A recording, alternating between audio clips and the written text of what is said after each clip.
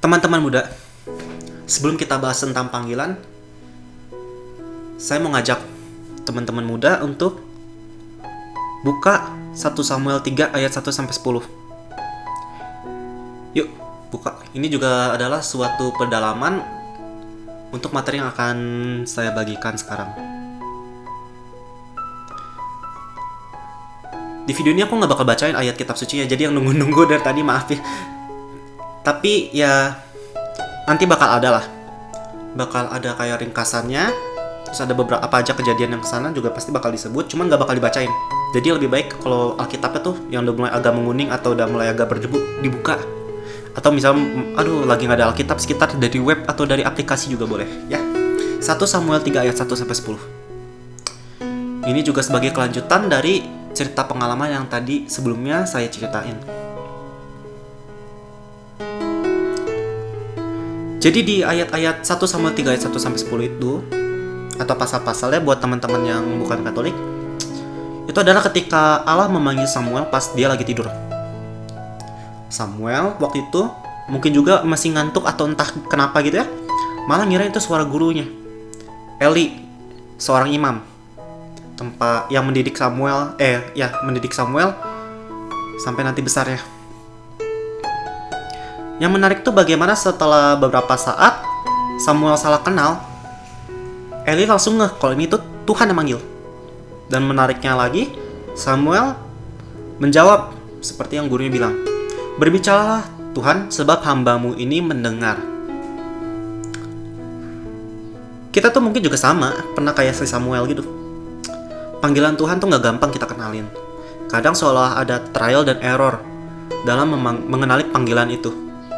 Malah kadang ada yang gak mau menjawab panggilan itu. Padahal aku yakin nih, gak dikit dari kita yang pernah mikir, misal kayak pas mandi atau lagi pas di WC lagi duduk itu tiba-tiba kepikiran, kenapa gue hidup? Buat apa gue hidup? Ya, kadang-kadang kita tuh baru mikir keras tuh begitu kita di WC entah kenapa gitu ya. Sebenarnya Tuhan tuh dari awal manggil dan ngebimbing kita dalam mencari tujuan hidup yang kita mencari tujuan hidup dari apa yang kita alami. Tapi kadang kesannya itu seperti waktu seseorang mau kodein gebetannya. Sayangnya gebetannya itu nggak peka. Ya, Tuhan tuh yang ngodein lewat berbagai hal yang terjadi di sekitar kita. Tinggal kitanya peka atau nggak. Kita tuh gebetannya Tuhan gitu ceritanya. Yesus kekasih jiwaku ya, ada lagu gitu ya. Maklum, kadang ada salah kaprah dalam kode-kodean. Kadang-kadang kodenya nggak nyampe.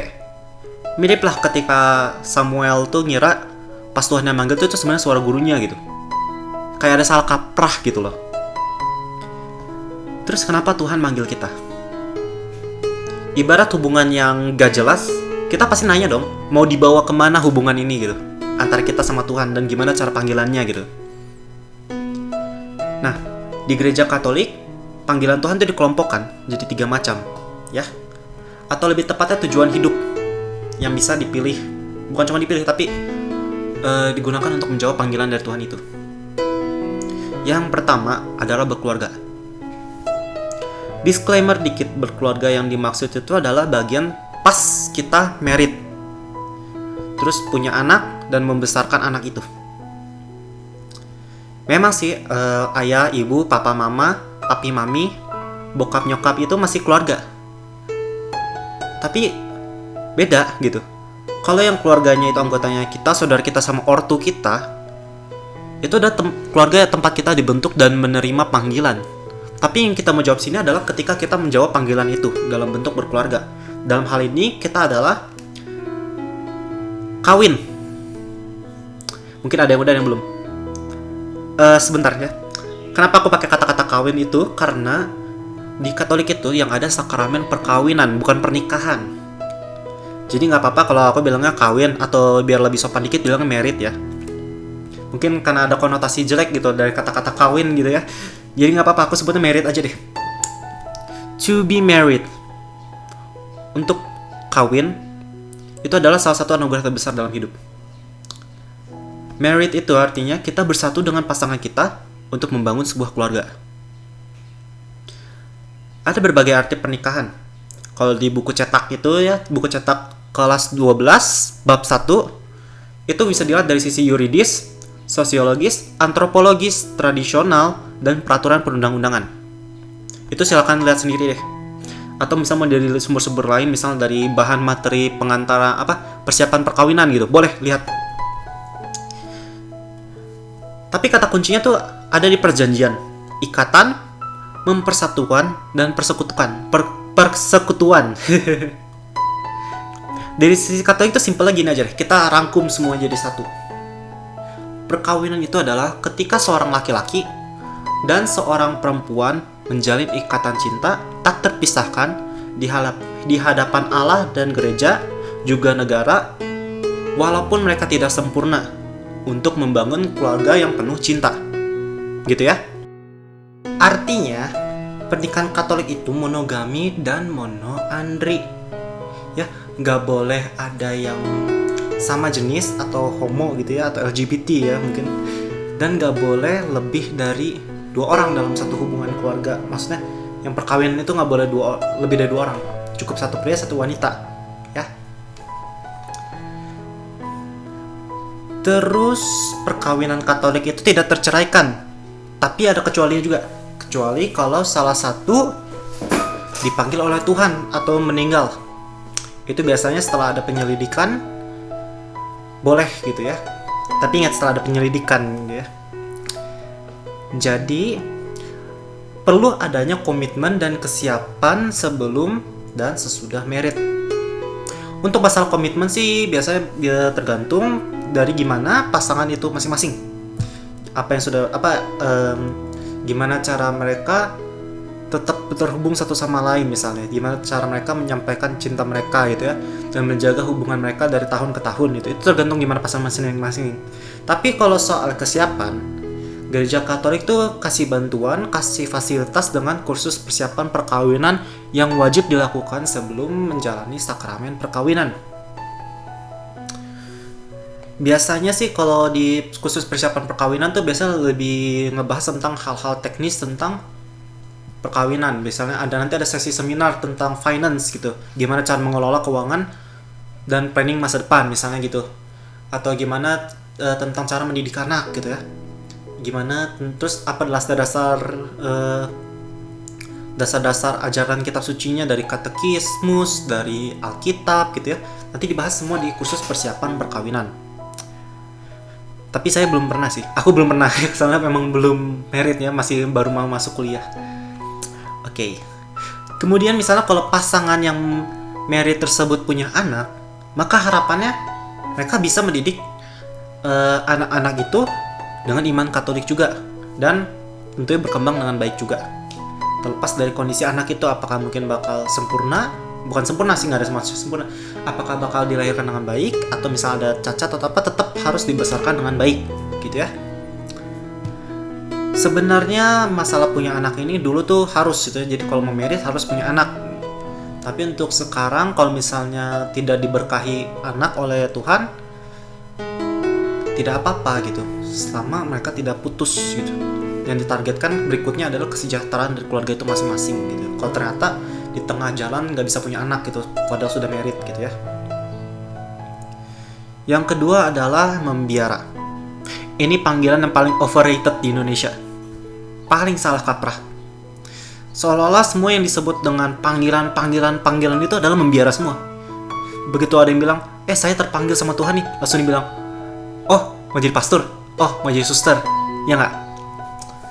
Padahal nggak semua panggilan itu adalah panggilan membiara. Ini hanya model kedua aja dari 3 model panggilan yang diajarkan di gereja Katolik. Tapi membiara tuh bagus, makanya overrated. Justru bagus gitu ya, ngeliat orang romo-romo berjubah, frater-frater gitu kan, bagus. Karena membiara sendiri itu adalah usaha setiap orang yang terpanggil itu untuk hidup demi menyerupai Tuhan Yesus. Entah lewat doa, entah lewat pelayanan, pokoknya semuanya demi menyerupai Tuhan Yesus. Buat yang cowok-cowok bisa jadi bruder, bisa jadi frater, bisa jadi diakon, bisa jadi pastor atau hierarki lainnya. dalam beberapa tempat juga, asalkan dapat izin dari uskup, biasanya ada namanya diakon permanen. Jadi yang misalnya yang bapak-bapak nih udah married, terus istrinya meninggal gitu, karena apa, dia pingin jadi diakon, dia bakal bisa jadi diakon, tapi mentok di diakon. Itu namanya diakon permanen. Di Indonesia jarang ada sih, di luar negeri ada. Buat yang cewek-cewek bisa jadi suster, ini jelas banyak. Tapi nggak tahu sih apakah ada bentuk biarawati lain selain jadi suster, belum tahu. Tapi tahu saya sekarang adalah suster yang tinggal macam-macam aja bentuk pelayanannya. Tapi ciri khas dari kaum biara itu bukan berjubah ya, jadi bukan kemana-mana pakai jubah atau apa, karena ada juga yang nggak berjubah. Ciri khasnya itu adalah mereka mengucapkan kaul kepada Tuhan, kaul suci. Yang pertama itu ada kaul ketaatan.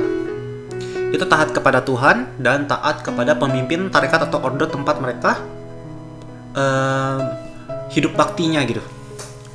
Yang kedua ada kaul kesucian atau nggak menikah, hidup tetap murni untuk Tuhan gitu. Terus yang ketiga ada kaul kemiskinan. Sesuai namanya, kaul kemiskinan itu artinya menyerahkan seluruh keterikatan terhadap harta duniawi kepada Tuhan. Jadi ngelepasin aja gitu. Jadi kepunyaan bersama, kepunyaan satu tarekat. Jadi misalnya dia nggak perlu setiap orang tuh punya, setiap biarawan biarawati itu punya HP misalnya. Itu secara teknis adalah benda yang ini, asetnya milik ini gitu, milik kongregasi atau ordo itu, yang dipinjamkan demi memfasilitasi pelayanan mereka gitu. Jadi semua kepemilikan bersama satu tarekat gitu, nggak ada yang punya sendiri-sendiri. Nggak tahu ya, disclaimer dulu, ini khusus yang di Katolik Roma, karena Katolik itu juga sudah menerima beberapa ritus-ritus timur seperti dari Ortodoks, dari Assyria, dari mana, pokoknya ada gereja-gereja timur yang sudah bergabung kembali menjadi Katolik, dan mereka tuh punya ketetapan berbeda terhadap biarawan biarawati sendiri. Contohnya di timur tuh ada pastor-pastor yang boleh menikah ya, tapi mereka tetap bagian dari Katolik. Itu hanya karena beda ritus gitu ya. Ada, tapi kita nggak bakal bahas itu dulu sekarang secara mendalam ya. Nah, biarawan biarawati yang di gereja Katolik Roma ini atau gereja Katolik Barat ini, berdasarkan ordo atau tarekat yang mereka ikuti, itu punya masing-masing punya spiritualitas berbeda. Jadi kayak semangatnya beda, gimana cara melayani, gimana cara mendekatkan diri kepada Tuhan itu berbeda-beda. Ada yang dengan melayani orang miskin dan sakit, ada yang menjadi guru, ada juga yang hidup kontemplatif dan mengisolasi diri dari dunia untuk berdoa biasanya. Banyak contoh-contohnya, banyak. Di setiap tempat di Indonesia juga ada tempat-tempat tertentu yang misalnya punya tarekat tertentu gitu ya, tempat pelayanan. Ada yang di tempat-tempat punya order tertentu gitu ya. Contohnya kalau di Bandung sini nih, pastor-pastornya pasti antara OSC atau SSCC gitu ya, tempat saya tinggal ini. Kalau nggak projo gitu kan, projo yang diosesan punya keuskupan, ya macam-macam lah. Tapi kalau misalnya di Manado pasti ketemu sama MSC, ya, gitu lah, banyak, pokoknya banyak. Ordo sama ini banyak dan mereka punya masing-masing semangat dan spiritualitas berbeda sesuai dengan gimana pendiri mereka itu menemukan Tuhan Yesus gitu. Oke, kita ke bagian berikutnya. Yang terakhir adalah bagian profesi, panggilan profesi ketiga dan terakhir. Ini panggilan yang paling sering dipandang sebelah mata. Bagi mereka, bagi kebanyakan orang tuh nggak sadar kalau profesi itu, pekerjaan itu adalah panggilan juga. Bahkan orang-orang kayak aku nih yang cowok-cowok yang mau jadi pendidikan guru agama Katolik itu juga pasti kena. Ditanya, kenapa nggak jadi pastor aja? Balik lagi kayak yang tadi aku bilang, kayak overrated banget gitu ya, menjadi biarawan biarawati gitu. Kayak beberapa orang tuh ngerasa kagok kalau berhenti cukup jadi katekis. Padahal kalau itu memang panggilannya, ya kenapa enggak gitu ya. Cukup dulu curhatannya, kita balik lagi ke tema utama, panggilan profesi. Jadi tujuan utamanya itu adalah memahami panggilan Tuhan dari pekerjaan yang kita lakukan. Terutama karena kerja manusia itu sebenarnya ada salah satu cara untuk memuliakan Tuhan Allah. Kita menjalankan perintah Allah yang salah satu yang pertama kali Tuhan Allah tuh kasih ke kita pas di perjanjian lama, yaitu untuk memenuhi bumi dan menaklukkannya. Artinya kita tuh diberikan rahmat oleh Tuhan untuk punya kemampuan mengembangkan, mengolah sumber daya alam yang Tuhan ciptakan di sekitar kita. Dan itu juga menuntut kemampuan pribadi kita, bakat-bakat kita yang juga sebenarnya dari Tuhan gitu. Dan kita mensyukuri semua berkat itu, rahmat itu, bakat-bakat tersebut, alam ciptaan itu dengan lewat bekerja, mengolah apa yang sudah Tuhan berikan kepada kita gitu. Makanya dengan kata lain, manusia juga meniru Tuhan lewat bekerja. Gini, Tuhan itu menciptakan alam semesta dan segala isinya yang baik ini dalam waktu 6 hari, dan hari ke-7 istirahat. Sama seperti pegawai-pegawai kantoran atau apa orang-orang zaman now lah gitu ya. Mereka pasti kerja dari Senin sampai Sabtu. Kemudian hari Minggunya libur biasanya. Hari Minggunya ini digunakan untuk ke gereja, memuliakan Tuhan, untuk mensyukuri apa pekerjaan yang sudah mereka lakukan seminggu terakhir, pengalaman-pengalaman apa yang sudah mereka hadapi seminggu terakhir.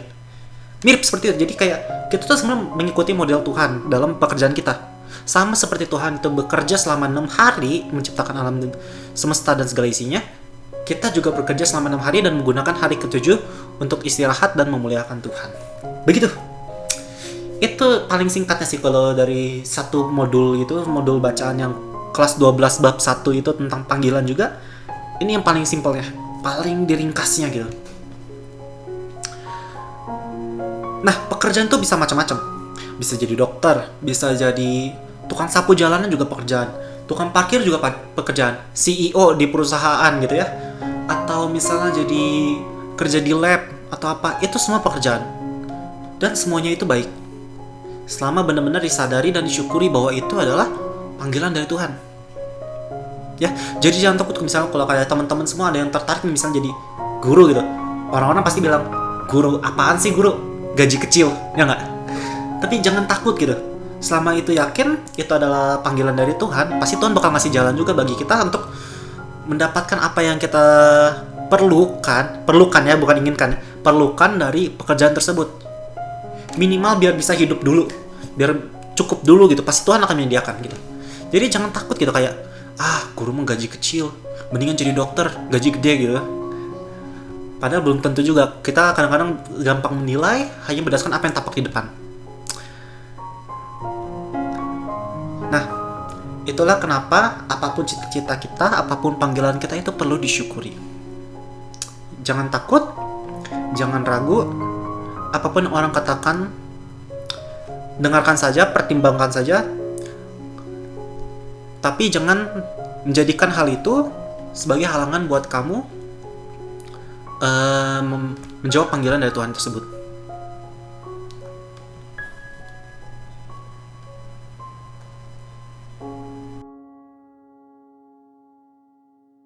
Dan habis itu berganti ke bab berikutnya. Tapi aku kasih tips agar kita bisa lebih peka terhadap panggilan Tuhan, apapun bentuknya. Kuncinya 1, bawa aja dalam doa. Seperti beberapa santo santa. Ada Santo Jose Maria Escriva, pendiri dari Opus Dei. Dia berdoa dan isi doanya tuh bagus banget. Dia tuh bilang, Domine ut fidem. Ya Tuhan, semoga aku melihat. Dalam hal ini dia berminta agar, maksudnya melihat apa rencana Tuhan, apa yang Tuhan mau dari diri dia gitu. Jadi Domine ut fidem, Tuhan semoga aku melihat. Terus dia juga setelah bilang Domine ut fidem, dia juga bilang Domine ut sit, Tuhan terjadilah. Ini mirip-mirip ketika Santa Maria tuh bilang, aku ini hamba Tuhan, terjadilah padaku menurut perkataanmu itu. Ya, mirip-mirip. Jadi itulah cara kita menjawab panggilan Tuhan. Ya. Ada juga Santo Ignatius dari Loyola. Dia tuh pengalaman unik. Dia tuh baru merasa terpanggil setelah jadi tentara, dan dalam perang tuh dia ketembak pakai peluru meriam. Tapi ya kita jangan sampai terpanggil pas udah kena tembak sih, sakit itu. Cuma maksudnya berkaca dari pengalaman aja bahwa panggilan itu nggak bakal bisa datang kapan aja, bahkan udah pas sudah tua, pas sudah mapan jadi tentara gitu ya. Ya gitulah. Untuk aku sendiri, aku juga ada satu experience unik sih yang bikin heran-heran nih sampai sekarang. Ingat di cerita panggilan yang tadi di awal, aku sempat berdoa novena sedemikian rupa karena bingung mau ke arah mana ini gitu. Nah, doa novena itu adalah doa Santo Ignatius dari Loyola yang tadi aku ceritakan juga karena aku terinspirasi dari pengalaman itu begitu kena meriam baru terpanggil gitu dalam proses penyembuhannya. Doa itu aku ulang 2 kali 9 hari waktu kelas 10 dulu pas baru lulus Krisma, pas masih nyari-nyari di kategori-kategori gitu ya. Dan sekarang ketika aku sedang bersiap-siap masuk ke universitas, aku baru sadar website tempat aku ngambil teks doa itu adalah website yang sama dengan univ tempat aku daftar sekarang. Daftar jadi ini pendidikan agama Katolik itu jurusannya. Dan itu aku baru bener-bener ngeh pas minggu lalu ngerjain tugas jadi mahasiswa baru.